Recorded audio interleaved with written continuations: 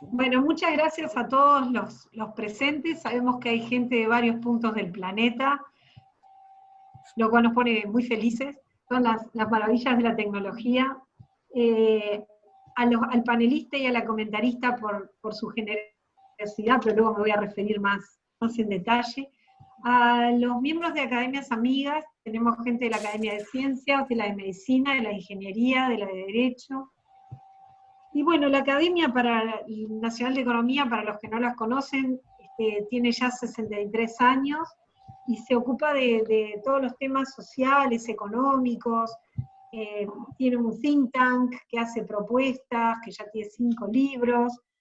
Pueden consultar todos los materiales en el sitio de internet de la Academia. Y en especial con esto de la pandemia motivó varias acciones. Una de ellas fue el premio que anualmente hacemos, Premio Academia Nacional de Economía. Este año hicimos una edición especial donde le pedimos a los jóvenes estudiantes y profesionales que hicieran propuestas de política económica y social para enfrentar la pandemia. Y la verdad que se recibieron trabajos muy buenos, y los 2 seleccionados que ya están colgados en la web de la Academia fueron estupendos. Uno de ellos, que tenía un modelo bastante complejo, Daniel Llanola nos ayudó en la corrección porque nos superaban algunas cosas, así que la verdad que estupendo el evento y los chicos, la energía que tienen. Y bueno, y la charla de hoy con 2 expositores de renombre, con credenciales que realmente impresionan. Y yo los voy a presentar a los 2. Daniel Llanola nació en Montevideo, Uruguay, se graduó como ingeniero agrónomo en la Universidad de la República en 1970, estudió en las universidades de Wisconsin, Cornell, obteniendo títulos de máster y de PhD en genética cuantitativa aplicada a la ganadería. Después de un periodo en el Banco Mundial, fue catedrático en las universidades de Illinois y Wisconsin. En esta última es actualmente profesor emérito Sewell Wright. Ha sido premiado en varias partes del mundo, incluyendo 6 doctorados honoris causa, conferidos por universidades en Europa, Estados Unidos y la Universidad de la República. Además de ser profesor honorable en Hunan, no sé cómo se dice, China. Miembro electo de la Academia de Agricultura de Francia y de la Academia de Georg Goffil de Florencia. Ha dictado cientos de cursos de posgrado a miles de estudiantes en más de 30 países, especialmente Alemania, Argentina, Brasil, Australia, China, Dinamarca, Italia, Noruega y Japón. Ha publicado 350 trabajos científicos arbitrados, libros. Introdujo la metodología bayesiana en la genética cuantitativa de animales y plantas en 1982. Recientemente adaptó métodos de machine learning y aprendizaje automático al contexto de la agricultura y la agricultura. Y además, él no lo puso.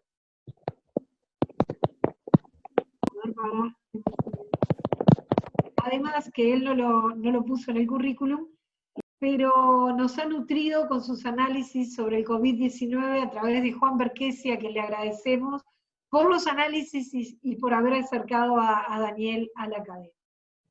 En segundo lugar, vamos a tener los comentarios de la doctora Alicia Carriquiri. Alicia nació en Montevideo, es ingeniero agrónomo de la Universidad de la República, tiene una maestría en cría de animales en la Universidad de Illinois, en Urbana, maestría en estadística en la Universidad Estatal de Iowa, doctorado conjunto en estadística y genética animal.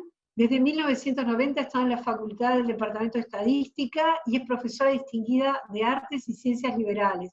Ocupa en la silla de presidencia en estadística y es directora del Centro de Estadística de Aplicaciones en Evidencia Forense, un centro de investigación que está financiado con fondos federales. Es miembro electo de la Academia Nacional de Medicina, de la Asociación Estadounidense de Estadística, del Instituto de Estadística Matemática, de la Sociedad Internacional de Análisis Bayesiano, de la Asociación Americana para el Avance de la Ciencia y miembro electo del Instituto Internacional de Estadística. Sus intereses en investigación incluyen modelado de errores de medición, muestreo de encuestas y métodos bayesianos. En los últimos años se ha interesado en aprender algoritmos y su aplicación en varias disciplinas, en particular en ciencias forenses y justicia penal. Y en sus ratos libres le hace caso a Daniel Llanola y a María Dolores, que le piden que generosamente nos apoye en esta actividad. Así que muchísimas gracias, Alicia, y sin más, lo dejo con Daniel. Bueno, muchas gracias a todos por acompañarme en este evento. Gracias, María Dolores, por la invitación y a la academia, y también por la amable presentación. En primer lugar, me gustaría darles una idea del ámbito, del ambiente en el cual vivo. Acá tenemos 3 fotos de la ciudad de Madison. La primera a la izquierda es una vía aérea. Madison es la capital del estado de Wisconsin, un área metropolitana de aproximadamente 350.000 personas. Y en la foto del centro tenemos una vista aérea del campus que se desplaza desde el este al oeste. La Universidad de Wisconsin tiene aproximadamente 43.000 estudiantes, de los cuales el 25% está enrolado en programas de posgrado, y la investigación es un componente muy importante de la universidad. En realidad, el 80% del presupuesto de la universidad de proyectos de investigación financiadas por el gobierno federal de los Estados Unidos, por el gobierno estatal de Wisconsin y también por el sector privado. Y como el tema de hoy tiene mucho que ver con medicina, también les quiero presentar en la foto que se ve a la derecha, por lo menos a mi derecha. Este es el campus de Ciencias Biomédicas, que consiste de 3 hospitales, más las escuelas de farmacia y de enfermería. La universidad tiene lo que llaman en Estados Unidos un Comprehensive Cancer Center, que es uno de los 20 o 25 que hay en todo el país. Les voy a dar más abajo unas fotos un poco más locales. Como ustedes saben, las universidades públicas de los Estados Unidos, sobre todo en el medio oeste, los deportes y las bandas universitarias son muy importantes. Acá a la izquierda, el ángulo inferior izquierdo, está la banda de la Universidad de Wisconsin marchando en Pasadena, en California, donde este año jugamos, antes de la pandemia, el Rose Bowl contra, si mal no recuerdo, fue la Universidad de Alabama. Wisconsin marchó, así que la banda acompañó muy bien la derrota del equipo. Aparte de estudiar, hay esparcimiento. La foto del medio es la terraza del centro de uno de los centros de estudiantes de la universidad, que se llama Memorial Union, donde es un lugar muy agradable para tomar cerveza y conversar, y a veces, cuando el tiempo lo permite, bailar. Y naturalmente, Wisconsin es un estado bastante al norte. El invierno es particularmente duro, ya que tenemos algunas de las clásicas batallas de nieve entre los estudiantes. Bien, ahora les voy a recordar una famosa película que estuvo muchos años también en teatro en Broadway, Violinista sobre el tejado, Fiddler on the Roof. Y lo traigo a colación porque uno de los personajes centrales de las películas, interpretada por el inolvidable Topol, cada vez que tenía un problema familiar, consultaba con su Dios personal y trataba de evaluar todos los ángulos del problema. Entonces, cuando esto comenzó, la iniciativa de dar una charla en la economía, yo digo, bueno, ¿de qué les hablo? Porque querían, la génesis del tema fue que empecé a hacer gráficas para compartir entre amigos. Las gráficas, siguiendo la lógica de Internet, llegaron a manos de la academia, y entonces a algunos miembros les pareció razonable que era interesante que yo hablara al respecto. Pero no soy médico, no soy virólogo, no soy especialista en evolución molecular de virus, en fin, me dedico al mejoramiento genético ganadero. Entonces, como decía Topol en la película, hablaba con su Dios y decía, on the other hand. Pero para resumir, ya que el tiempo apremia, simplemente voy a hablar de temas que no conozco, y me animé a hacerlo porque hice el supuesto que los economistas tampoco saben mucho de los temas de los cuales voy a hablar. De manera que ese es un poco el contexto en el cual acepté esta gentil invitación. Voy a hablar de lo siguiente. Primero, les quiero dar un poquito de información sobre de dónde vengo, cuál es el área mía de trabajo, porque eso influye en la perspectiva con la cual voy a abordar el tema. Después voy a hacer una descripción de la pandemia, me voy a focalizar en 16 países para que vean las formas de las curvas epidémicas. y posteriormente pasaré a describir la situación en Uruguay y el contexto regional. Y después me ocuparé de algunos temas técnicos, pero que son importantes, que es de la estimación de un parámetro que es muy importante en epidemia, que se llama el número de reproducción del virus, y voy a desarrollar un simple modelo predictivo del número de casos diarios que ha sido bastante exitoso, pero que después voy a agregar algunos comentarios sobre la evaluación del modelo y qué es lo que implica ese relativo éxito en predecir los casos que van a ocurrir de COVID-19. Vamos a evaluar la calidad predictiva usando conceptos que yo les llamo randemias, y después les voy a explicar de qué se trata. Y después voy a hacer un pequeño análisis hipotético. ¿Qué hubiera pasado en Uruguay si hubiéramos adoptado la estrategia sueca? Sobre la cual comentaré, que se llama inmunidad de rodeo. Finalmente haré una serie de comentarios misceláneos. ¿Me escuchan bien? Estupendo.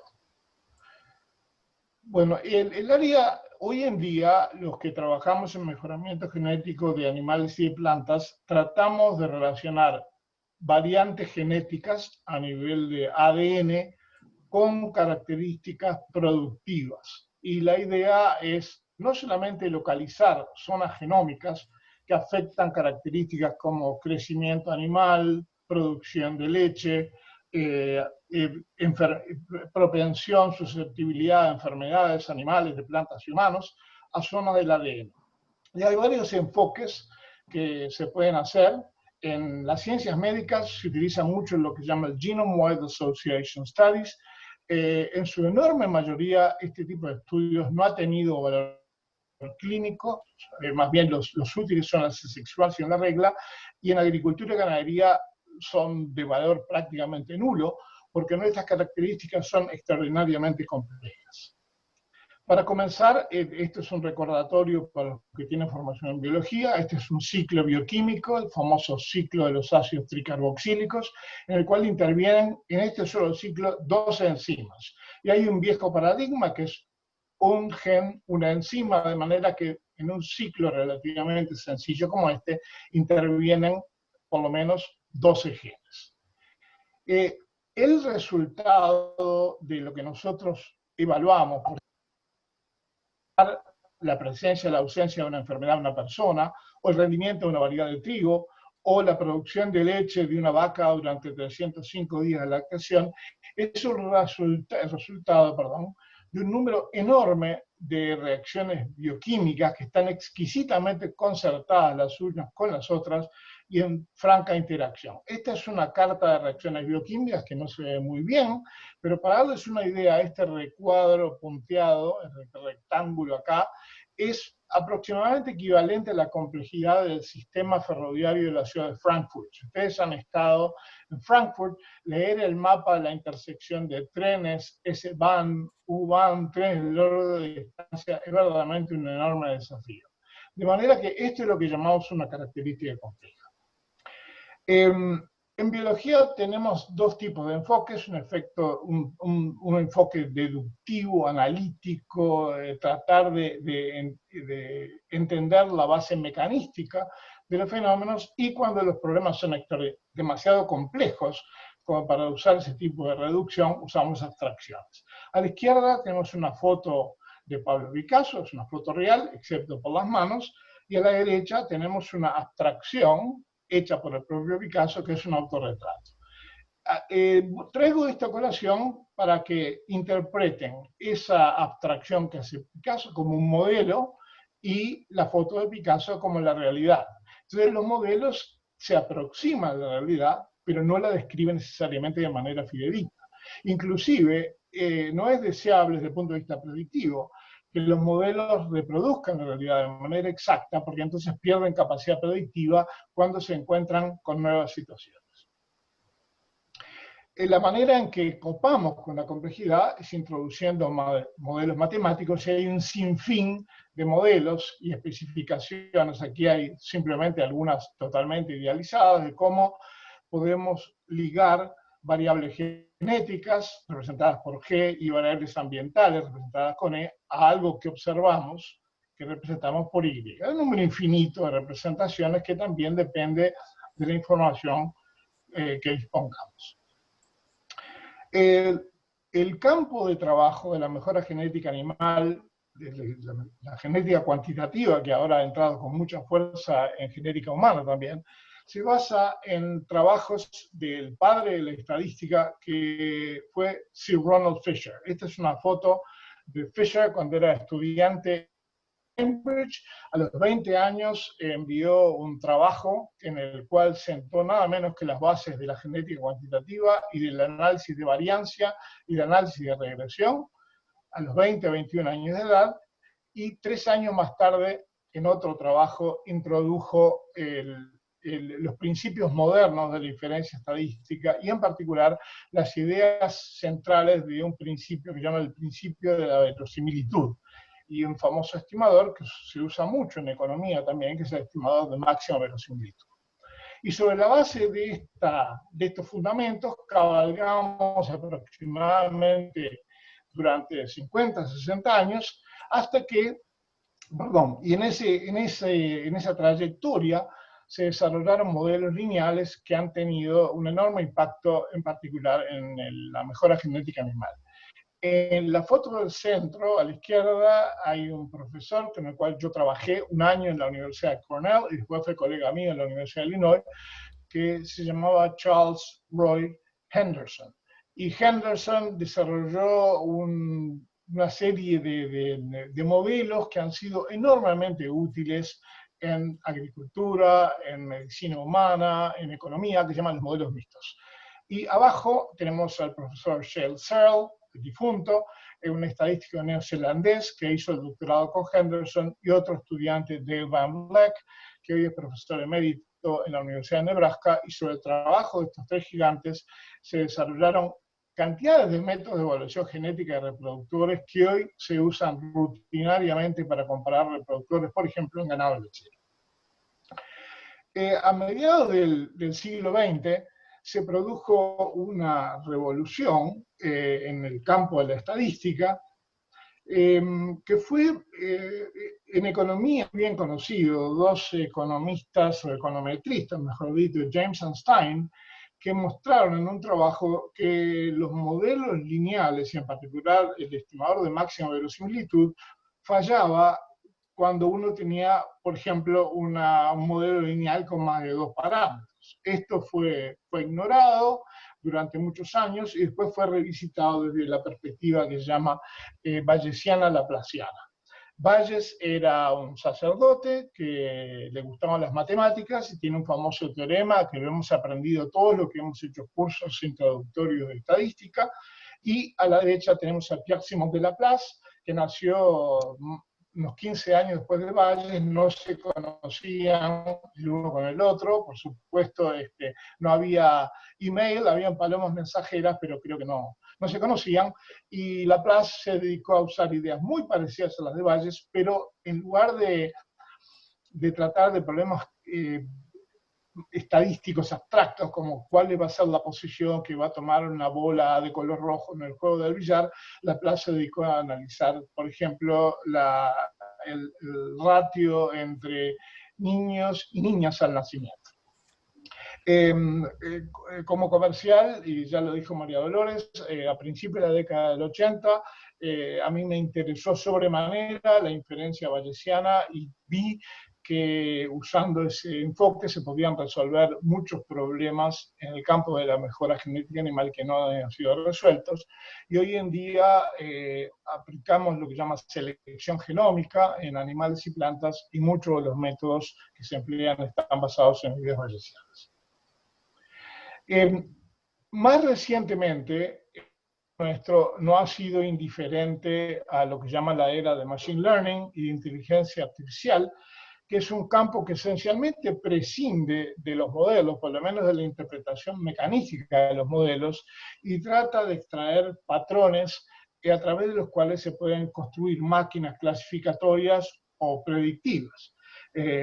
Recientemente, ustedes seguro que han escuchado hablar de lo que se llama el Deep Learning. Son métodos sumamente efectivos en procesamiento de imágenes y son, por ejemplo, es lo que ustedes, ¿cómo es posible cuando buscan una plancha, Google les da una plancha de $25 que se ajusta bastante bien las necesidades? Bueno, todo esto está basado en algoritmos que no tienen una interpretación fácil desde el punto de vista mecanístico, pero que sí tienen una enorme habilidad clasificatoria y predictiva.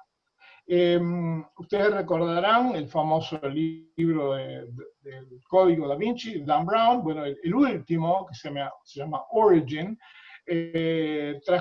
comienza en el Museo Guggenheim de Bilbao, y el personaje central es una computadora que se llama Winston, que utiliza métodos de aprendizaje profundo, Deep Learning, que son redes neuronales, o sea, representaciones esquemáticas y matemáticas de cómo funciona el cerebro para relacionarse con los seres humanos. Bueno, al final termina que todo es un complot para matar al rey de España, en fin, pero no viene a colación. Así que, entonces, en Estados Unidos esencialmente hubo evidencia de que el virus había entrado a este país.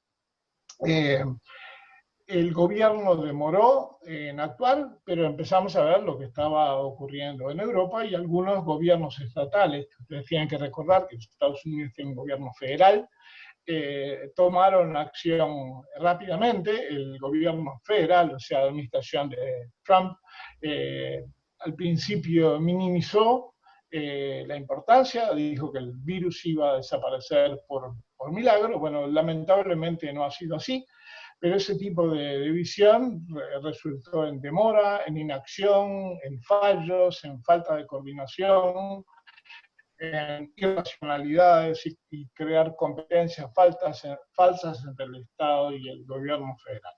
De manera que en algunos estados tuvimos órdenes de quedarnos en casa. Wisconsin fue uno de ellos, en cuales prácticamente se cerró la actividad económica, la actividad cultural, como ustedes saben, ha ocurrido en muchos otros países. Bueno, entonces el tema es, ¿qué hacemos estando en casa? Y ustedes han estado invadidos por sugerencias en internet. Bueno, en el caso mío, lo primero que hice fue leer libros sobre enfermedades. Les recomiendo La plaga de Albert Camus, porque es una epidemia que transcurre hipotéticamente en 1948 en el norte de África, y es formidable porque describe situaciones y contextos que se aplican hoy al 2020 en el contexto de la pandemia de COVID-19. También hay un libro interesante de Daniel Defoe, que es más bien una descripción de lo que ocurrió en la plaga en Londres.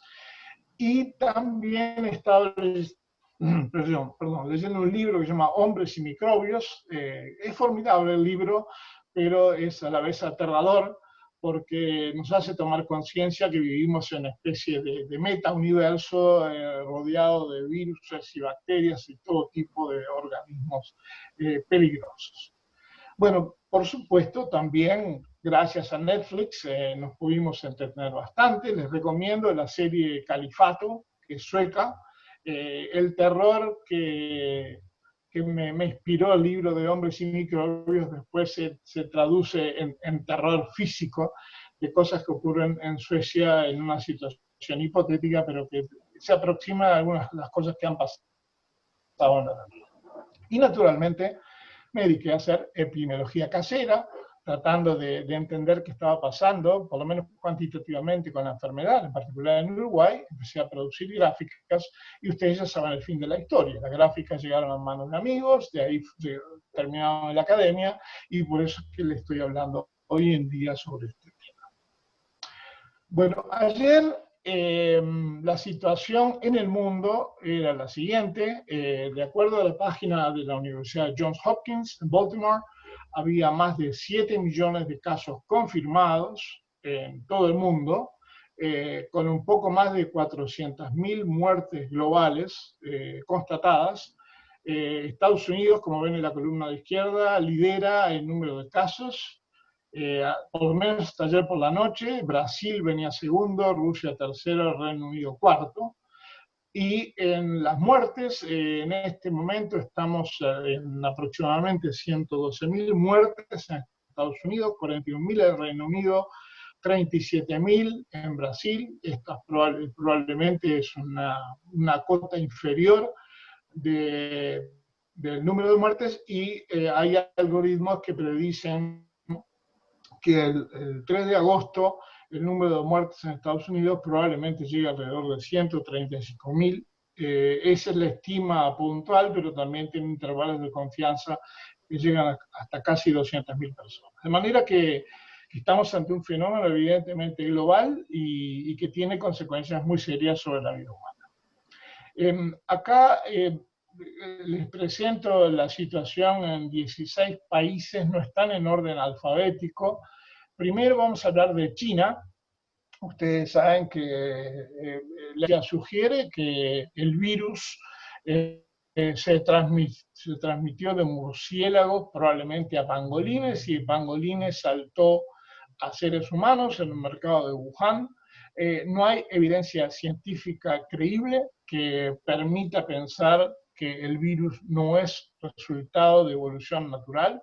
En realidad todo apunta a que efectivamente que la secuencia genética del virus es perfectamente consistente con lo que se sabe de evolución molecular. Y en China, en la ciudad de Wuhan, que en aproximadamente 10 millones de habitantes, yo estuve en Wuhan en el año 2008, cuando se estrenaron los trenes bala que van de Wuhan a Cantón en 4 horas o 5 horas, la epidemia se resolvió de manera muy rápida, por lo menos de acuerdo a la información que disponemos. El tema de si la información es creíble o no voy a opinar al respecto, pero la estrategia que usó el gobierno chino fue esencialmente cerrar Wuhan, limpiar la ciudad del virus y reabrirla en el momento en que consideraron que se podía retomar la actividad económica. Eso se hizo en aproximadamente 2 meses. En otros países la curva ha seguido trayectorias típicas de epidemia. Por ejemplo, si me siguen por favor, tenemos el caso de Brasil, Argentina y Chile, y Perú también. Yo a Perú no lo puedo ver porque está en un lado que está tapado por las fotos de los participantes, que esa es una trayectoria muy consistente con el momento que las epidemias crecen.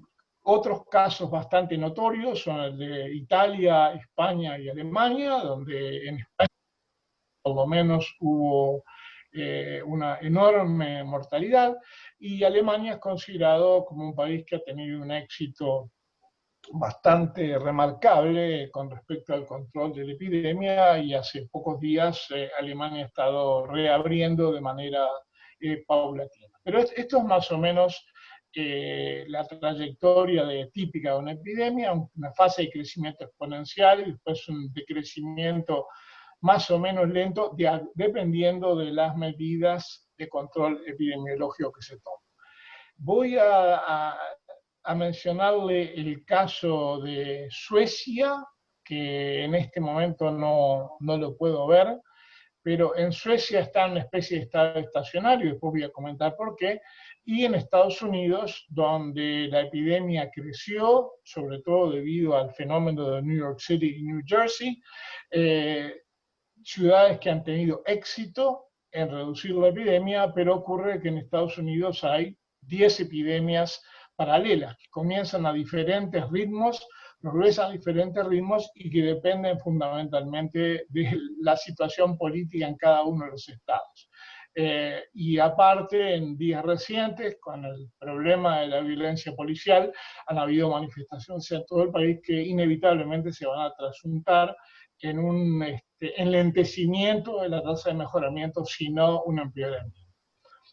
Otro país que ha sido bastante elogiado por la manera en que llevó a cabo el control de la epidemia es el caso de Corea. Vean acá la fase epidémica, el decrecimiento, y todavía hay casos que se constatan, son focos relativamente aislados que el país aparentemente está controlando con éxito. Permítanme recordar algo que omití decirle, vuelvo a China. En China se siguen constatando casos, sobre todo en la parte noreste, en la provincia de Heilongjiang, que tiene frontera con Rusia. Y tengo colegas en Heilongjiang que argumentan que la culpa la tienen los rusos, que en China habían resuelto el tema de la epidemia, pero que después entraron a Rusia y como hay mucha porosidad entre la frontera rusa y China, por lo menos en esa zona, porosidad relativa, ¿no? Nosotros tenemos bastante más porosidad con Brasil. Y de Uruguay me voy a ocupar con más detenimiento acá, pero acá tenemos una gráfica de la situación uruguaya. Esta gráfica la hice hoy de mañana, así que está bastante actualizada. Bueno, ahora una comparación regional, expresado cada 1000 habitantes. Tal vez el país que ha seguido una trayectoria más consistente con lo que uno esperaría de una curva epidémica es el caso de Cuba, pero vean que después no se ha controlado el virus de manera definitiva y todavía hay fluctuaciones en el número de casos. Pero Uruguay y Cuba, de estos 6 países, son los que tienen el número de casos per cápita más bajo. Una cosa que tal vez es sorprendente, hablamos mucho de la gravedad de la situación de Brasil y no debemos minimizarlo, pero cuando expresamos la epidemia por 1000 habitantes, en realidad la situación de Chile y Perú es bastante más seria que la de Brasil, por lo menos de acuerdo a las cifras estas que son de una base de datos de European Center for Disease Control and Prevention. De manera que en términos relativos de la epidemia en Chile y en Perú es bastante seria. Bueno, esta ha sido la evolución de la epidemia. Acá tengo una gráfica de barras con el número de casos en Uruguay hasta el día de ayer, que el Sistema Nacional de Emergencia reportó un caso.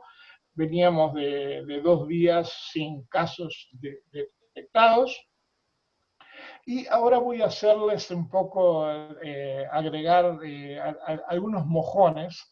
La epidemia de Uruguay no tiene una forma clásica, los epidemiólogos pueden opinar con mucho más propiedad que yo al respecto, pero tenemos esencialmente un primer foco que se debió a un casamiento. No voy a hacer más comentarios al respecto, porque es un tema que ha sido explorado ampliamente por las redes sociales. Después tuvimos el problema del hospital psiquiátrico, y con todo respeto pongo la formidable película de Jack Nicholson, One Flew Over the Cuckoo's Nest, simplemente para que ustedes lo ubiquen en términos temporales. Después tuvimos otro foco que fue el resultado de residenciales de ancianos, una cosa bastante grave. Uno de los residenciales se llamaba La Dolce Vita, como la película de Marcello Mastroianni y Anita Ekberg, el famoso baño en la Fontana di Trevi. Y después tenemos otro foco en el cual ustedes reconocerán un jugador de fútbol uruguayo, Pablo Bengochea. Lo puse con la camiseta celeste para que no se produzcan conflictos entre los hinchas de Nacional con los hinchas de Peñarol, pero es para recordarles que fue foco que se produjo en la ciudad de Rivera. Les comento que los riverenses, como sé que hay personas de otros países, Rivera es un departamento de Uruguay, y hay una ciudad que tiene habitantes que tienen un acento muy distintivo, que se llama Vichadero. Un día, estando en España, fui a un kiosco a comprar el diario, y el diariero me dice, buenos días. Y yo le digo, ¿usted es de Vichadero? ¿Cómo sabe? Bueno, así hablan los de Vichadero. Bueno, vamos entonces a alisar esa gráfica de barros diarios usando lo que llaman polinomios locales. Las líneas azules y rojas son 2 formas de describir una trayectoria, pero sin un modelo explícito. Tratar de alisar, de eliminar las variaciones que son claramente fluctuaciones estadísticas fuertes, y las 2 curvas estamos ante un enlentecimiento gradual de la epidemia, pero a veces enfrentando focos que han sido efectivamente controlados. En este momento se está desencadenando una tremenda tormenta sobre Madres. estaba muy bonito hace unos días, típico del Medio Oeste, como Alicia Carriquiri muy bien sabe. Bueno, ahora vamos a pasar de la descripción al análisis. Lo que les voy a hablar es todo, prácticamente todo lo que es epidemiología. Así que si me hacen preguntas, probablemente no las voy a saber contestar. En epidemias hay un parámetro que se llama R, seguramente ustedes han leído todos en la prensa, que una de las definiciones es el número promedio de infectados por infector. La idea es la siguiente: tenemos 3 casos en el cual una persona infectada de color rojo se expone a 5 posibles infectados. En el primer caso, de esos 5 se infectan 3, se llama una tasa de ataque 60%, de los 5 se infecta el 60%, y el R vale 3 en ese caso. En el panel del medio se infectan 2 personas, el R vale 2, la tasa de infectados es 40%, la tasa de ataque es 40%. En el tercer ejemplo se infectan a 5 personas. Esa tasa de ataque, o ese coeficiente R, es peculiar a las enfermedades, a los virus que producen el síndrome, pero también depende de factores ambientales, de políticas epidemiológicas, que es lo que ocurriría en ausencia de intervenciones farmacológicas o no farmacológicas. El sarampión, por ejemplo, tiene un R de un poco mayor del 14, la poliomielitis de aproximadamente 6. Acá tenemos otra enfermedad respiratoria, que es el Respiratory Syndrome, que es mayor de 4, y acá tenemos el coronavirus, cuyas estimaciones al principio de la epidemia varían desde 1.5 hasta 4, dependiendo de la base de datos. Y en el panel de la derecha tenemos un poco la lógica de la infección. Si suponemos que una persona en promedio infecta a 3, ese infectado infecta a 3 más, ese infectado infecta a 3 más, después de 1, 2, 3 ciclos de infección hay un total de 40 infectados en ausencia de políticas de intervención. Y esa es una de las cosas que le confiere peligrosidad al COVID, al SARS-CoV-2, en adición al tema de que hay un alto por asintomáticos que tienen capacidad de contagiar y de manera diferencial dependiendo de la carga viral de esa persona asintomática en cuestión. Es un tema en discusión. Ahora, les voy a tratar de motivar el análisis que presentaré a continuación. Vamos a suponer que al comienzo de la epidemia se generan un número 0 de casos, pero esos casos comienzan a infectar en el transcurso de los días. En este caso suponemos que esos casos generan infecciones en 3 días sucesivos, después al día siguiente se generan casos que producen infecciones en 3 días subsiguientes y así sucesivamente. ¿Okay? Bien. Hay un concepto que es muy importante y que interviene en los cálculos que efectuamos, que se llama la distribución del intervalo serial de virus. Esa es la distribución de probabilidades del periodo de tiempo que media entre la aparición de síntomas en un infectado y en un infector. Acá no se ven, pero el número de días puede ir desde 1 hasta más de 18, y estas son las probabilidades de la que infección se produzca en el día 1, el día 12, el día 4, el día 5. Esta distribución del intervalo serial es muy importante porque se utiliza en el modelo de estimación del parámetro R que yo empleé. Esta es la gráfica más complicada, simplemente es un que está basado en la lógica bayesiana.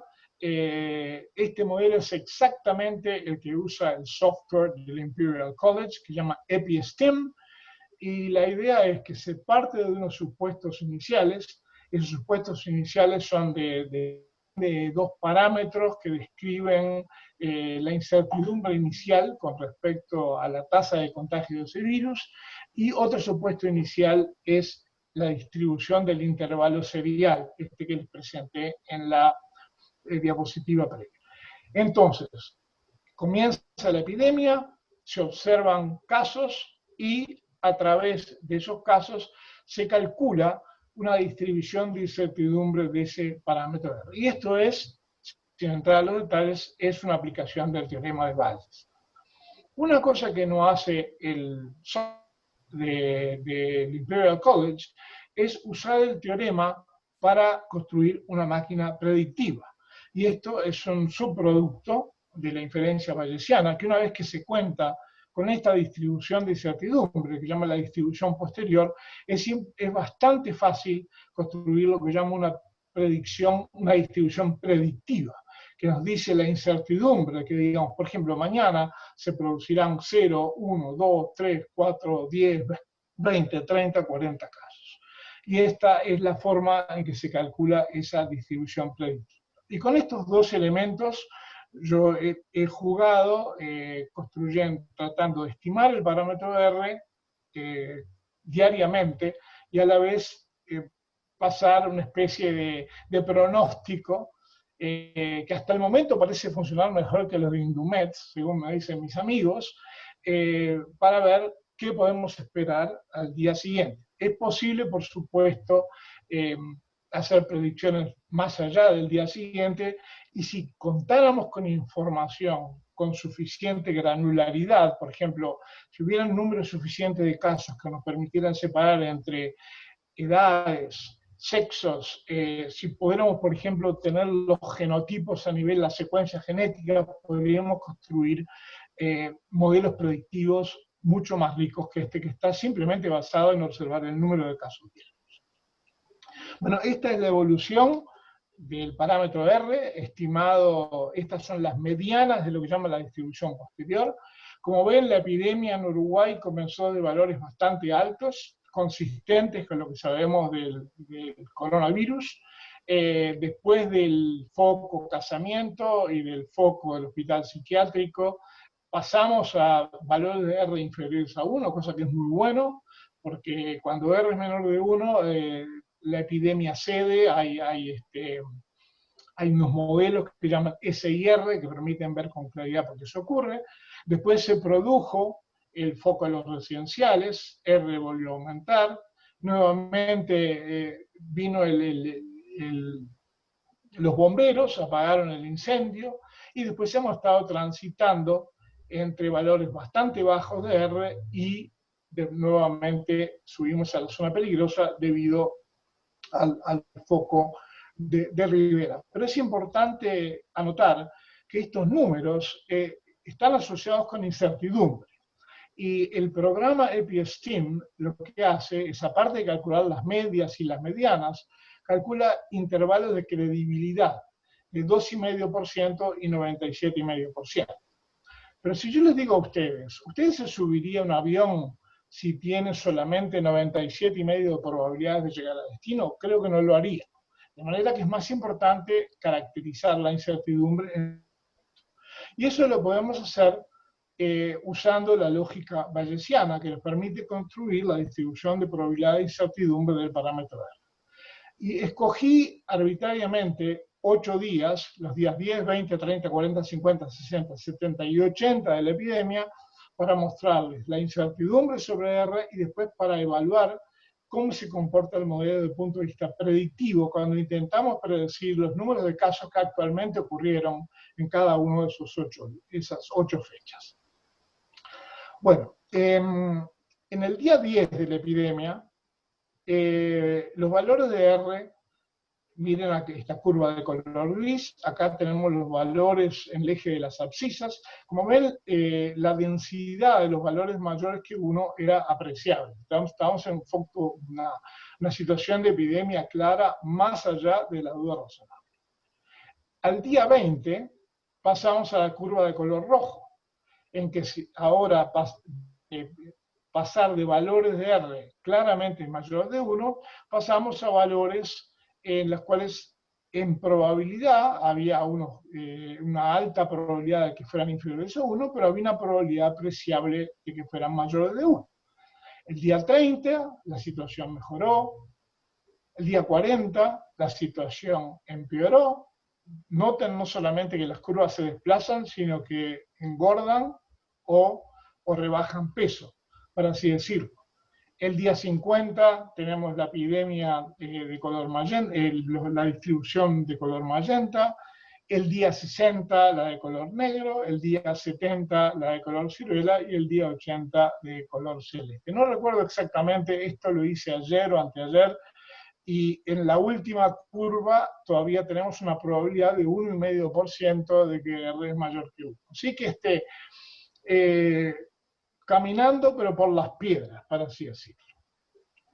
Vamos entonces a mostrar ahora cómo convertíamos el modelo a una máquina predictiva. Estas son las distribuciones predictivas para el día 10, para el día 20, para el día 30, para el día 40, y observen que cuando hacemos una predicción, podemos decir, por ejemplo, cojo el valor más probable o la medida de la distribución, pero después tengo que admitir que hay incertidumbre. O sea, cualquier número de casos que entre dentro de esta distribución predictiva, uno técnicamente lo puede considerar como una buena predicción. Pero en cambio, si el número de casos es muy superior y entra fuera de la distribución predictiva, entonces deberíamos cuestionar por lo menos algunos aspectos de la máquina predictiva.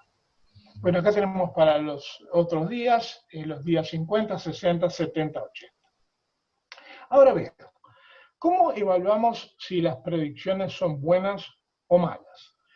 En el área de Machine Learning, en el área de estadística predictiva, lo que generalmente hacemos son validaciones cruzadas. Construimos modelos utilizando parte de los datos, les llamamos la muestra de entrenamiento, y después evaluamos cómo se predicen, cómo predecimos observaciones que han sido incluidas en otra capa que se llama la capa de testaje. Bueno, en este caso yo no dispongo de otra máquina predictiva, siempre hay que comparar las cosas. Entonces digo, ¿cómo puedo evaluar si las predicciones que yo estoy obteniendo son razonables o son totalmente carentes de aceptabilidad?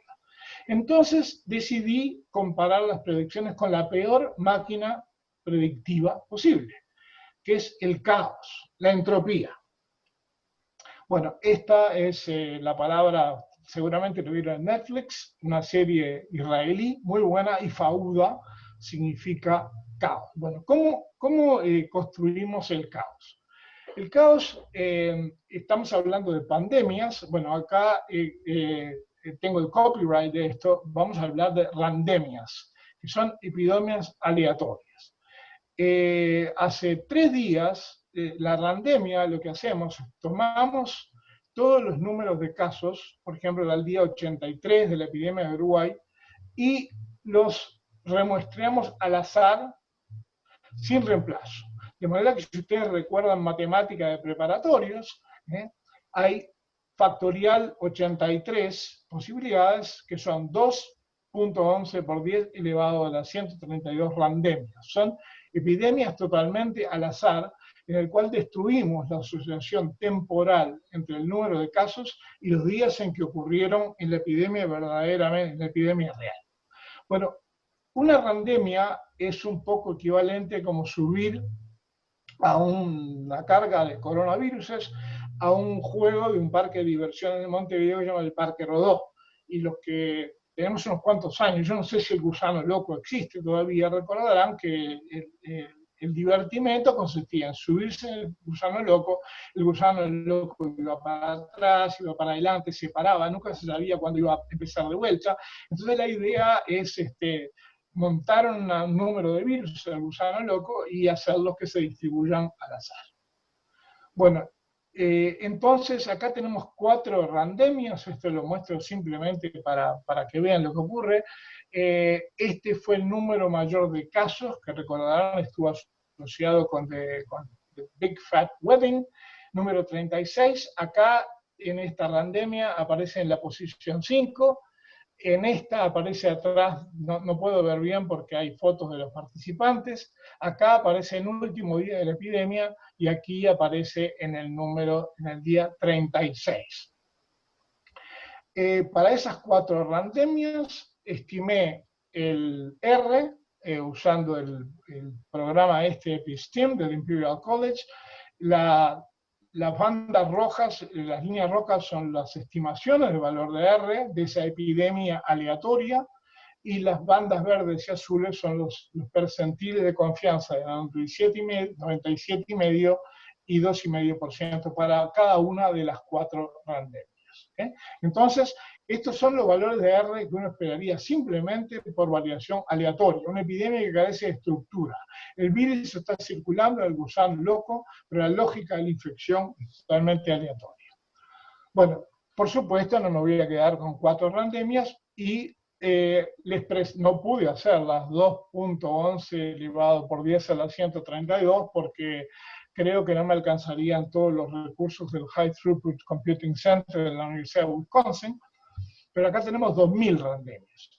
Observen que estas randemias navegan en una situación estacionaria, excepto al principio de la randemia, en las cuales todos comienzan con valores elevados de R. Y esto se debe a que el programa de EPI-STEAM utiliza lo que llama una distribución a priori, en el cual a priori el valor de R es 5, pero con alta variabilidad. Entonces, en la medida en que empiezan a ocurrir casos, ese supuesto que es fuerte, que lo equipara, por ejemplo, al virus de la polio, va siendo corregido rápidamente por la evidencia. Y en la medida en que transcurre el tiempo, la evidencia pesa más, y el teorema de Bayes se va olvidando, hay toda una lógica matemática, de los valores iniciales del modelo. Bueno, usando esas 2.000 randemias, calculé lo que se llama la distancia euclidiana cuadrática entre lo que predeciría el modelo totalmente al azar y lo que verdaderamente me ocurrió en el día 10. Y esta distribución es la distribución de esas distancias euclidianas cuadráticas. Y esta línea azul es la predicción hecha por el modelo. O sea, la predicción para el día 10 del modelo fue espantosa, porque tiene una distancia euclidiana cuadrática mucho más altas que las de las epidemias al azar. ¿Y a qué se debió eso? Eso se debió a que el día 10 tuvo 4 casos, pero en los días precedentes se dieron todos los casos que derivaron del Big Fat Wedding, que andaban entre 20, 30, 25, 18. Entonces el modelo predijo, cuando quería predecir 4, predijo 20 aproximadamente. Entonces eso produjo un error cuadrático medio muy alto. En el día 20, la situación mejoró notoriamente. La mediana del error cuadrático medio en randemia fue 36, el modelo fue 16, o sea que redujimos la incertidumbre más del 50% con respecto a FAUDA, con respecto al caos. En el día 30, el modelo no se comportó, prácticamente se comportó como una randemia, 36 versus 31, debido nuevamente a que esto fue después de los casos del hospital psiquiátrico. Entonces el modelo sobrepredijo, porque se enfrentó con una situación en la cual había mucho menos casos de los que habían ocurrido en días precedentes. Pero después se ha comportado bastante bien. En el día 40, por ejemplo, el error cuadrático medio del modelo es 1 dividido 36 del error cuadrático medio de la randemia. En el día 50 es más o menos la sexta parte.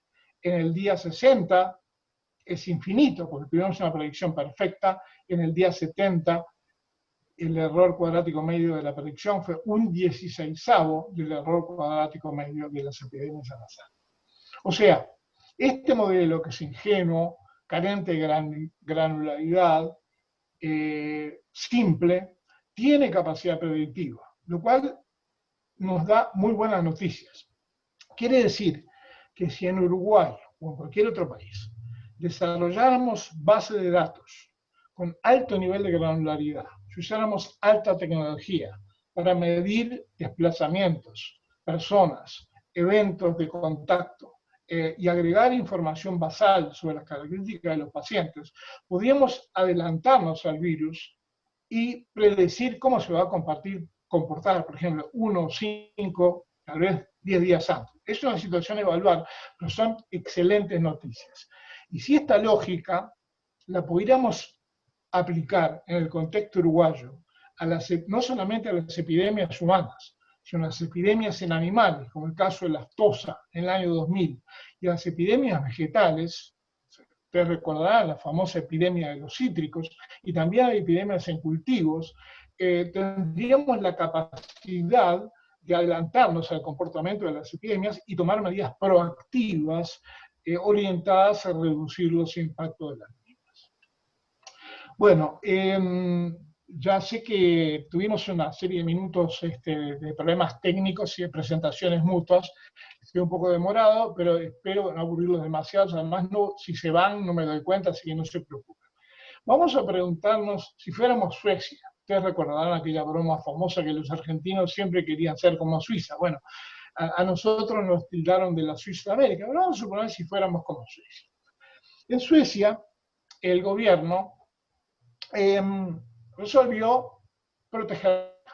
Entonces, la lógica, pues vamos a dejar que el virus se disemine por la sociedad, vamos a cuidar a los ancianos y vamos a obtener inmunidad. En la teoría epidemiológica hay un concepto que se llama la inmunidad de rodeo, y después que una cierta proporción de la población ha contraído el virus, suponiendo que los anticuerpos tengan valor protectivo, eso es equivalente prácticamente a tener una vacuna, porque el virus entonces no encuentra oportunidad de infección, porque hay muchas personas que están inmunizadas, entonces la tasa de ataque es bastante baja. Eso fue lo que optó Suecia. Vamos ahora a preguntarnos qué hubiera ocurrido si Argentina, Brasil, Chile, Cuba, Perú y Uruguay hubieran adoptado la inmunidad de rebaño. Bueno, para estimar el porcentaje mínimo de infectados que tiene que tener una población para adquirir inmunidad de rebaño, hay que tener conocimiento del valor del famoso R, no solamente del R, sino de su incertidumbre, y hay que medirlo rápidamente en la epidemia, que es cuando hay más incertidumbre por falta de número de casos, entonces hay mucha incertidumbre asociada a la misma.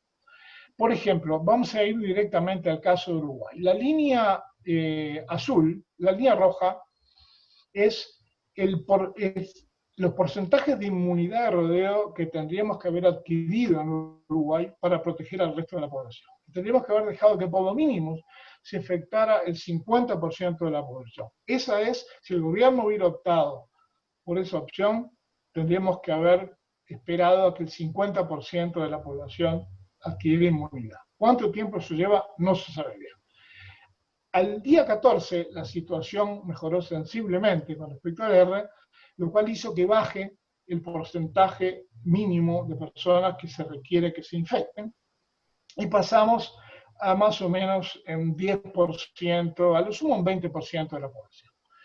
Para comparar, por ejemplo, si vemos el caso de la Argentina, en Argentina el día 8 hubieran dicho, bueno, necesitamos que el 70% se contagie, en Chile un 75% se contagie en el día 14 y así sucesivamente. O sea, vean que este famoso numerito del porcentaje de la población no puede disasociarse de la incertidumbre asociada al mismo.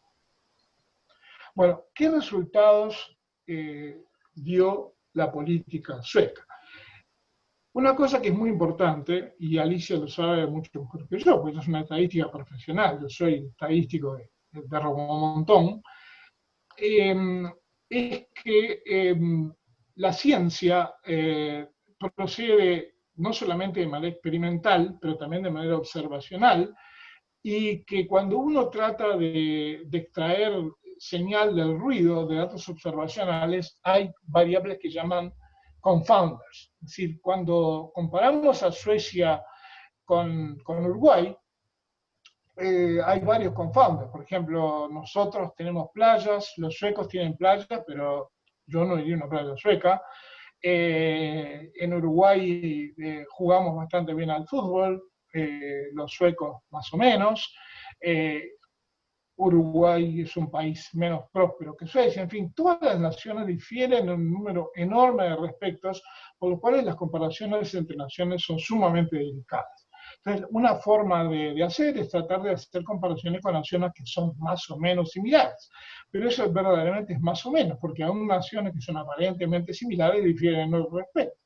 Por ejemplo, en Dinamarca, la montaña más alta tiene 300 metros, es más o menos como el Cerro de Montevideo. En Noruega, si van, por ejemplo, al Preikestolen, donde, ¿cómo se llama? Tom Cruise hizo una película, es como una tabla, ustedes seguramente lo han visto en la película en el cine, hay montañas de miles de metros. O sea, se parecen en estructura social y en etnias, Dinamarca, Noruega, pero también difieren con respecto a muchos aspectos. Vamos a mirar las muertes por millón. Recuerden que Suecia optó por dejar que el virus se disemine en la comunidad. Bueno, Suecia tuvo, por lo menos anteayer, 3 días atrás hice esta tabla, 462 muertos por millón. Alemania es bastante parecido a los países nórdicos en lo que se refiere al orden, a la disciplina, a las estructuras sociales. Alemania, que es un éxito, especialmente comparado con los otros países de Europa, 105 muertes por millón. Dinamarca, 102 muertes por millón. Noruega, 44 muertos por millón. Inclusive los Estados Unidos, donde efectivamente tenemos una randemia, porque en este momento somos como un barco en llama a la deriva, tenemos 339 muertes por millón. Si tomamos esta diferencia y la expresamos en relación a lo que es la población de los Estados Unidos, con más de 330 millones de habitantes, hoy los Estados Unidos tendrían 40.000 muertos adicionales.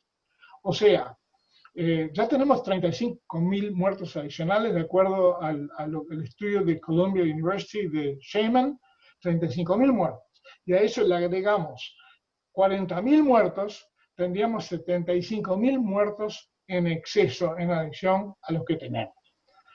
Lamentablemente, y finalmente el Reino Unido comenzó con la estrategia sueca, pero cuando le tocó a Boris el COVID-19, echó para atrás y empezaron a hacer lockdowns. Y el número de muertes en el Reino Unido es dramático. Bueno, lamento politizar esto, pero me siento como ciudadano del mundo en la obligación de decirlo. Por razones, Estados Unidos es un año de elecciones, estamos viviendo una atmósfera política muy especial, pero hasta hace 2 o 3 semanas, varios opinólogos de la cadena que ustedes reciben en cables en Uruguay, Fox News, sostenían curiosamente que había que imitar a Suecia. Curiosamente lo digo porque el punto de vista, las opiniones de Fox News son exactamente que Suecia es un país despreciable, son todos alcohólicos, se suicidan, nadie trabaja, son todos haraganes, etc. Pero, oh casualidad, como Suecia optó por dejar que todo sea como estaba, para que la economía, se supone, de Estados Unidos siguiera como estaba, estaban diciendo, no hay que lavarse las manos, no hay que usar máscaras, no practiquen distanciamiento social. Y esto lo vemos día a día. Por ejemplo, cuando salimos a ejercitarnos en la calle, si hay una persona que tiene máscara, la probabilidad de que no simpatice con ese punto de vista es un 80%. Y si tiene máscara, la probabilidad de que no simpatice es 80%. Si tiene máscara, la probabilidad de que simpatice es un 80%. Bueno, en Suecia ha habido una enorme discusión. La estrategia del gobierno fue criticada por gran parte de la comunidad científica y el propio epidemiólogo jefe de Suecia ha reconocido que cometieron un error. Y Suecia ha pagado caramente esa protección de la economía. Déjenme retrotraerme. Esto lo saqué del último número de Economist, no de esta semana, sino la semana anterior. En Suecia, según The Economist, el Producto Bruto en el 2020 va a caer un 5%. En Alemania un 6%. En Dinamarca un 4,5%. En Noruega un 6%. En Estados Unidos un 3,8%. Esto se lo dejo a los economistas para que lo deciden, porque tienen formas mucho más afinadas de medir las consecuencias de las políticas. Yo me pregunto, ¿valió la pena? matar tanta gente para proteger la economía de una manera que aparentemente no fue muy efectiva. Mis pobres conocimientos de economía, mi sentido común me dice que la mejor manera de proteger una economía es tratar de resolver la epidemia de manera drástica y poner todo en marcha, como aparentemente fue el caso de Wuhan en China. Perdonen por las discreciones. Bueno, ahora recuerden lo que les dije, si fuéramos Suecia, vamos a ver qué se sabe hoy en día. Estas son lo que llaman tasas de fatalidad, o sea, cuál es la probabilidad de muerte si una persona contrae COVID-19. Y eso depende de la edad. La tasa de fatalidad, me refiero condicionalmente que una persona tenga un caso de COVID, para menores de 45 años es baja. No es nula, pero es baja. Pero en cambio, en la medida en que nos internamos en capas etarias de más edad, 50, 60, 65, 70%, estamos hablando de tasas de letalidad de un 15 o un 20%.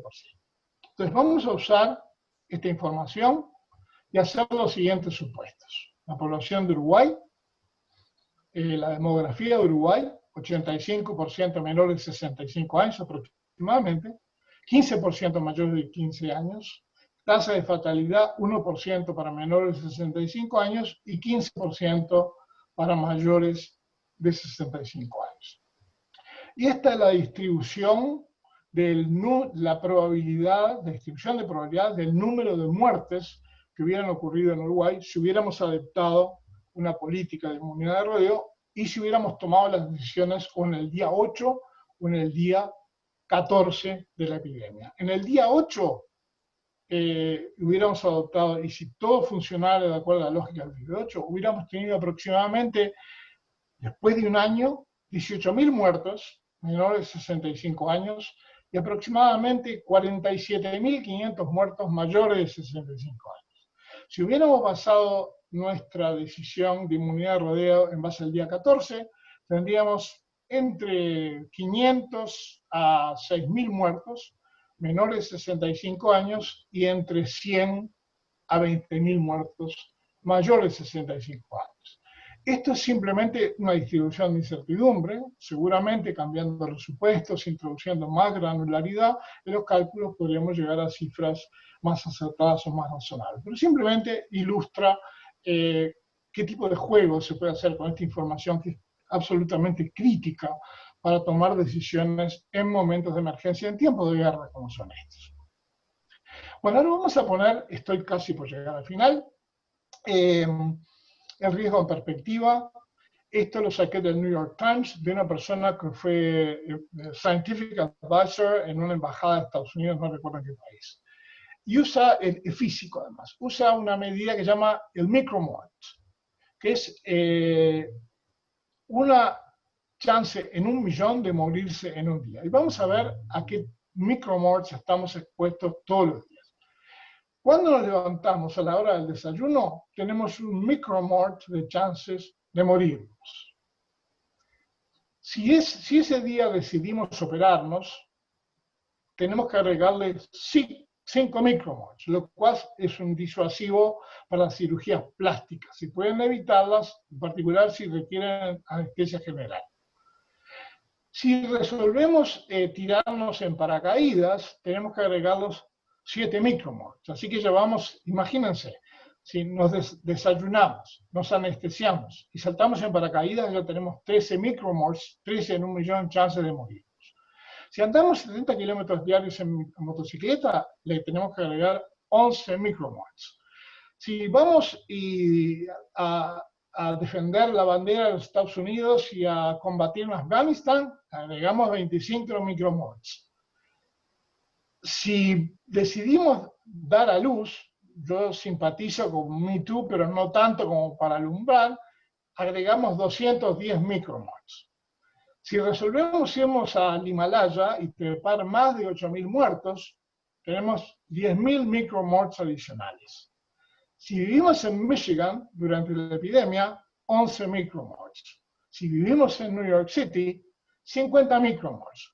Pero si somos mayorcitos, contraemos el COVID, es ligeramente menos riesgoso que ser piloto del Royal Air Force y hacer 4 misiones de bombardeo en Alemania durante la Segunda Guerra Mundial. Bueno, finalmente, ¿es que estamos ante un Maracaná de la pandemia? Mi opinión personal, y sé que este es un tema muy divisivo entre uruguayos, yo creo que lo de Maracaná fue fortuito. Si eso se hubiera repetido 10.000 veces, creo que la mayor parte de las veces hubiera ganado Brasil. Me parece que es un punto de vista compartible, es muy difícil de corroborar o de refutar. Afortunadamente no es así. No estamos ante un Maracaná de la pandemia, no es un milagro lo que está ocurriendo en Uruguay. Primero, ¿por qué? Durante aproximadamente un mes estuvimos mirando por televisión y por la prensa que era prácticamente inevitable que el SARS-CoV-2 llegara a Uruguay, lo cual le dio al gobierno tiempo para prepararse. Equipamiento, camas CTI, etc. Tenemos la fortuna, nos quejamos de la falta de conectividad aérea, pero en este caso nos ayudó. Hay estudios estadísticos que han mostrado que lugares como Milán, Frankfurt, New York City, Los Ángeles, han sido focos de entrada del virus muy importantes. En Uruguay no tenemos muchos vuelos diarios y eso indudablemente nos ayuda. Cuantas más ventanas abiertas, más alta es la probabilidad de que entre un ladrón. Tenemos una baja densidad demográfica. Ustedes vean que hay departamentos del Uruguay en los cuales el COVID-19 no ha llegado. Y en Estados Unidos finalmente llegó a todos los estados. Si ustedes miran el caso de Montana, en Montana hay muy pocos casos de COVID-19. ¿Y por qué? Bueno, porque en Montana, si uno va caminando por la calle, es más fácil toparse con un bisón que con una persona. Un bisonte. Creo, mirado desde el exterior, creo que el gobierno actuó con decisión y con rapidez. En un contexto regional tenemos un alto nivel de testaje, no tan alto como el de Perú o como el de Chile, pero afortunadamente con una situación mucho mejor. Y creo que más allá de la duda razonable, los focos que han ocurrido hasta ahora han sido rápidamente y efectivamente controlados. Una cosa que desde mi perspectiva sesgada como científico, aplaudo al Uruguay, es por el uso de evidencia y de asesoramiento científico. Como ustedes saben, hay un triunvirato muy visible de los doctores Radi, Cohen y Paganini, que son, en fin, los generales de una batalla que está siendo dada por un batallón de científicos y médicos que están atrás y de otros profesionales que apoyan esa acción gubernamental. Una cosa que ha sido, creo, muy interesante y muy inteligente de la acción uruguaya es de no jugarse a una política decisiva, o de un lockdown por un lado, o de optar por inmunidad, sino que han manejado las perillas, los switches, creo que se han mencionado en algunas conferencias de prensa. Y creo que la metáfora de Radi, el doctor Radi, de que vamos a tomar esto como si estuviéramos jugando el partido en La Paz a 4.000 muertos, 1.000 metros de altura, y pensando que vamos a un 0-0. Y yo agregaría, pero sin demorar cambios si es necesario hacerlo. Saben que el presente director técnico de la selección uruguaya, tema de discusión, no es proclive a hacer cambios en los momentos en que se deben hacer. Una cosa muy importante que merece aplausos es el sistema político. En Uruguay ha funcionado formidablemente. Y también vamos a no minimizar nuestras estructuras existentes. Tenemos un sistema de salud estructurado, nadie deja de ir al médico y tenemos una excelente cobertura de atención primaria. Finalmente, los uruguayos respondieron. Ahora, hace 2 o 3 días, la primer ministra Jacinda Ardern de Nueva Zelanda anunció que el virus está erradicado. Tuvieron 18 días consecutivos sin tener ningún caso. Nueva Zelanda ha vuelto a la vida normal, pero no permiten ni que se ingrese ni que se egrese de la isla. Se está considerando la construcción de un túnel aéreo con Australia. Pero vamos a suponer que tengamos una secuencia de días sin casos. Hay que recordar en Uruguay que la primer ministra Arden es muy afortunada porque no tiene a Brasil al lado. Me voy a abstener de comentar eso, lo que está pasando en Brasil. Yo voy a tratar de ser muy, muy breve y voy a hablar, ¿no? De lo que, bueno, lo que voy a tratar de hacer es complementar un poco la charla de Daniel y hablar desde el punto de vista de cuáles son los desafíos. Daniel presentó muy buenos datos, datos muy interesantes y buenas metodologías para hacer estimaciones epidemiológicas, pero voy a echar un poco de agua fría sobre lo que dijo Daniel en el sentido de que los sesgos, los errores, las incertidumbres que surgen de las fuentes de datos que tenemos para hacer estas estimaciones pueden tener un impacto tremendo. Antes de empezar, igual que Daniel, quería reconocer que la gente en Uruguay está haciendo trabajo de primer nivel mundial. Henry Cohen, Rafael Radi, Fernando Paganini, que Daniel ya nombró. Y después un grupo de investigadores muy diversos, más que nada de la UDELAR. No sé sobre todos, pero sé sobre Daniel Herrera, Paola Vermolén, Mariana Fariello, que han producido un informe muy, muy interesante. Nacho Álvarez, que es un estadístico que se educó aquí en Iowa State, y Nacho Sanguinetti, el hijo de un muy buen amigo mío, que tendría que estar en Harvard haciendo un postdoc, pero quedó varado en Uruguay por el problema del COVID. Para discutir muy brevemente, como les decía, los temas son estos: las estimaciones que nosotros queremos hacer de los datos que tenemos disponibles, cuáles son las fuentes de información que se pueden utilizar, algunos de los sesgos y otros errores, incertidumbres que se cuelan en esas fuentes de datos, y después un poquito hablar sobre el impacto que esos sesgos y errores tienen y la mitigación de ese impacto, no la mitigación de la epidemia, sino la mitigación de los impactos. Daniel habló del número básico de reproducción y esa es una de las estadísticas más básicas en epidemiología. Se calcula como la probabilidad de infección dado contacto. Bueno, primero que nada, el número básico de reproducción, el cálculo asume que hay una persona infectada y una población de personas todas susceptibles, así que no hay ninguna intervención. Entonces, esencialmente el cálculo de este número de reproducción consiste del producto de tres cantidades: la probabilidad de infección dado contacto, el número promedio de contactos que la persona infectada tiene y, por supuesto, la duración del periodo infeccioso de esa persona. Y esencialmente lo que uno obtiene es el número de casos secundarios que se pueden atribuir a cada persona infectada. También me voy a referir a este otro estadístico que se llama el Case Fatality Rate, CFR, y el CFR, el estimador más inocente, digamos, es simplemente el número de muertes dividido por el número total de casos. Así que estos son los casos confirmados y estas son las muertes confirmadas de COVID. Y por supuesto que hay otros, pero no voy a decir nada. ¿Cómo estimamos esas cantidades? Bueno, más que nada utilizando los datos de vigilancia o surveillance, como le dicen en inglés, y las fuentes más comunes de datos para los epidemiólogos son el número de casos confirmados, el número de hospitalizaciones, los resultados de varios tipos de tests, los test virológicos, los test serológicos para anticuerpos, las muertes atribuibles a COVID, lo que se llama las muertes excesivas relativas a periodos anteriores, y luego, por cierto, las encuestas representativas de prevalencia, cuántos casos hay, cuántas personas infectadas hay verdaderamente en la población.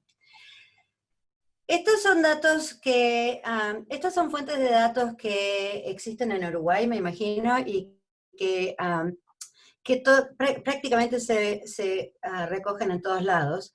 El problema es que todas estas mediciones, todas estas fuentes de datos sufren de sesgos bastante importantes y de otros errores también, que no solamente son muy difíciles de estimar, sino que además son difíciles de mitigar. ¿cuáles esos sesgos tienen? Entonces la primera pregunta que uno se hace es, ¿cuál es el impacto de esos sesgos y esos errores? Y en especial sobre estimadores de interés, como por ejemplo el número básico de reproducción y la tasa de mortalidad. El problema es que hay muchos de estos sesgos y a veces compiten.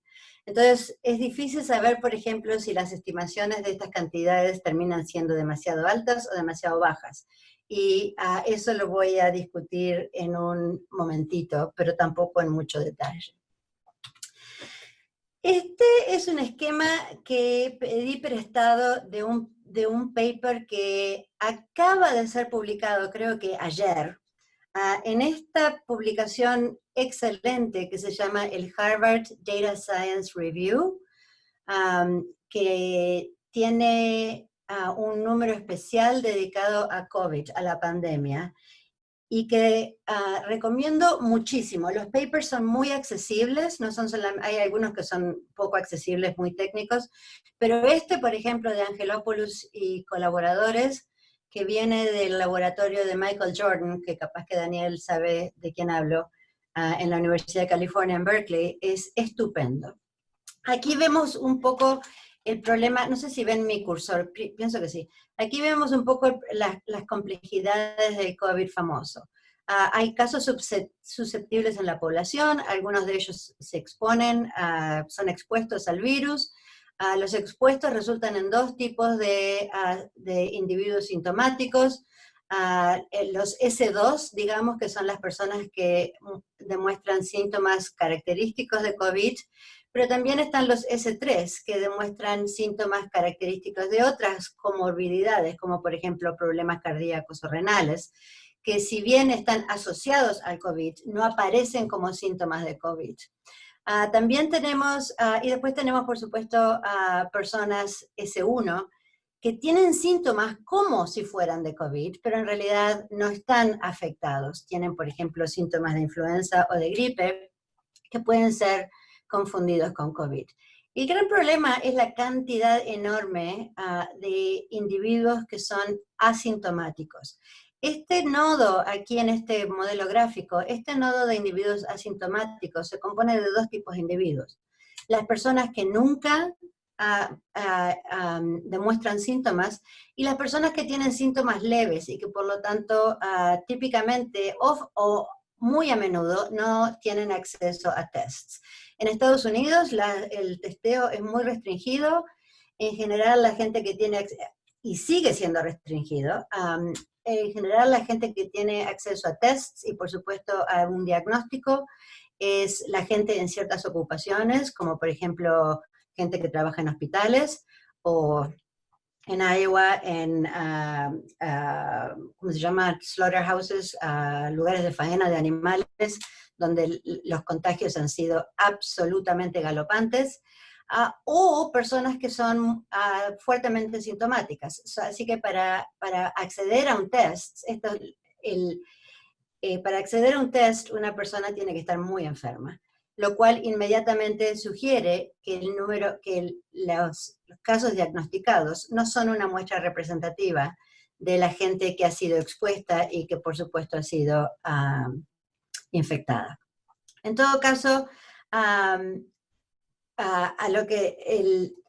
los errores y los sesgos a los que me voy a referir en un momento afectan todos estos vértices entre todos estos nodos y se van acumulando. Por ejemplo, el número de personas asintomáticas que no reciben diagnóstico y que mueren sin diagnóstico, ese obviamente produce un sesgo hacia abajo del número de muertes debidos a COVID. Pero hay otras cantidades, en otros casos, por ejemplo, los sesgos son hacia arriba, porque como hay tantas personas que no han sido diagnosticadas, el número de casos confirmados, ¿dónde está acá? El número de casos confirmados se subestima, por lo que eso pone presión contraria en, por ejemplo, estimación de la mortalidad. ¿Cuáles son las dificultades más típicas de COVID? Hay un periodo, como decía, hay un periodo asintomático o de síntomas leves que es difícil de detectar. El virus es tremendamente infeccioso y fácilmente de transmitir de una persona a otra. Los diagnósticos a veces los diagnósticos son equivocados, se confunden los síntomas de influenza, gripe, otras comorbilidades con COVID. La muerte se atribuye a otras causas, por ejemplo, gente que muere de problemas cardíacos que están directamente relacionados al COVID, no necesariamente se clasifican como muertes debidas a COVID. Y Daniel habló un poco sobre la variabilidad en la severidad de los síntomas y de la enfermedad, dependiendo de las características de la población y las intervenciones y la adherencia a las intervenciones. Así que, ¿dónde se cuelan los errores? Los errores se cuelan en muchos lados, pero primeramente se cuelan porque tenemos muy mala estimación sobre la proporción de personas que son infecciosas, pero asintomáticas. ¿Por qué tenemos, y este nodo, este es uno de los nodos en la gráfica, la parte de izquierda de la gráfica que les mostraba, eso obviamente afecta a esa gente que no se diagnostica y como no se diagnostica, las muertes tampoco son atribuidas a COVID y la gente que se recupera tampoco es atribuida a COVID. En realidad no sabemos, todo esto es desconocido. Esta ignorancia casi completa sobre la prevalencia de infección se debe en gran parte al hecho de que en casi ningún país se han hecho esfuerzos para entender la prevalencia de la infección, haciendo tests en muestras aleatorias de la población. En Estados Unidos, por cierto, no existe prácticamente en ningún lado un programa de tests en muestras aleatorias de la población que permitiría empezar a entender la proporción de personas asintomáticas pero expuestas. Errores también se cuelan en el problema en casi todo lo que estamos haciendo depende de los resultados de tests, ya sean virológicos o de carga serológica. Los tests, no sé, en Uruguay, en Estados Unidos, los tests que se utilizan en general tienen lo que se llama buena especificidad, quiere decir que si la persona no está enferma, el test generalmente da negativo, pero tienen baja sensibilidad o sensitividad. Sensibilidad, que quiere decir que cuando la persona está enferma, a veces el test igual es negativo. Los mejores tests en Estados Unidos en estos momentos tienen una sensibilidad del 80%, más o menos, quiere decir que hay un 20% de test negativos que son falsos. Hay mucha demora o time lags entre el momento en que se hace el test, el momento en que se hace el diagnóstico, la confirmación del caso de COVID y el reporte de los casos de COVID. Así que todos esos datos que estamos mirando cuando vemos que hay 38 casos nuevos en un día, tenemos que tener en cuenta que en realidad hay más que esos, porque hay una demora bastante significativa a veces de semanas, entre el momento en que una persona se testea y el momento en que se confirma ese caso. Esto introduce sesgos en la estimación del número de casos confirmados, la estimación del el número de casos diagnosticados que son fatales y el número de casos diagnosticados que se recuperan. El acceso limitado a tests ya lo mencioné. Obviamente, cuanto menos gente se testea, menor es el número de casos confirmados, lo cual infla el número de fatalidades que se atribuyen a COVID.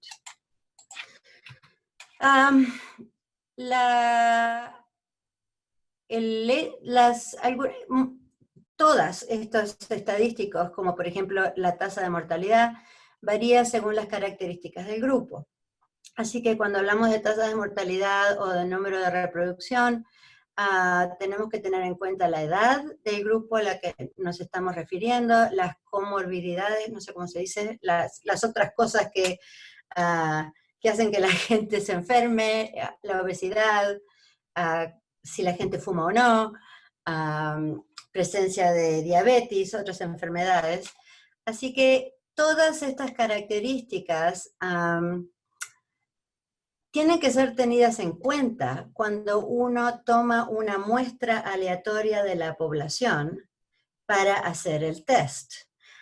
Si la muestra de las personas testeadas no es representativa en cuanto a edad, comorbilidades, obesidad, etcétera, etcétera, en la población, entonces todos los estimadores, ya sea del R0 o del CFR, van a estar sesgados en alguna dirección, y no sabemos en qué dirección.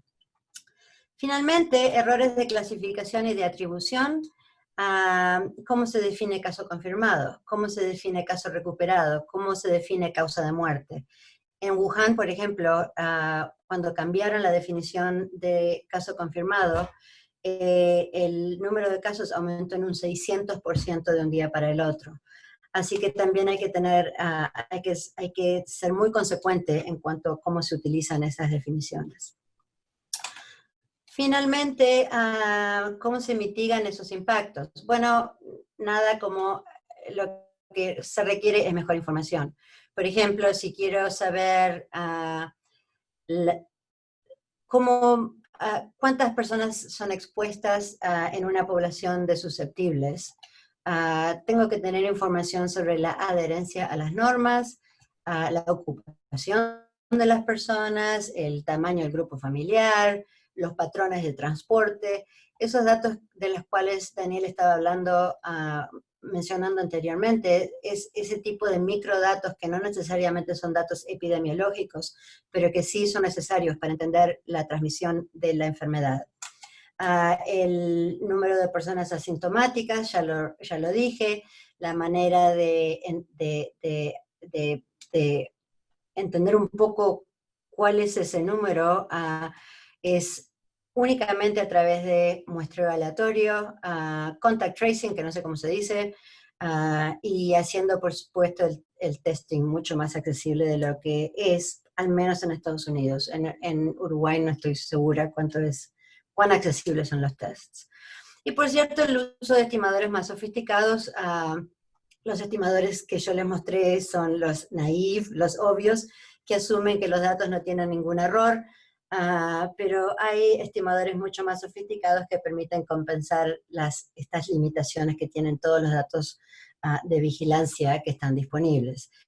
El estimador de R, por ejemplo, que presentó Daniel, tiene algunas de estas características. No sé cómo toma en cuenta, por ejemplo, los errores de medición en muchas de estas bases de datos. En realidad es como medio deprimente saber que los datos son tan deficientes, pero no quiero que la gente se deprima mucho. Simplemente enfatizar el hecho de que hay que ser muy cauteloso en la interpretación de los datos. Hay que entender las limitaciones de la información y de los estimadores de las cantidades de interés y utilizar las metodologías más sofisticadas a las que se tenga acceso. Por suerte hay muchos recursos bibliográficos últimamente. Vuelvo a recomendar este número especial del Harvard Data Science Review, que aquí está el link a ese número, porque hay artículos de todo nivel y muy, muy, muy interesantes.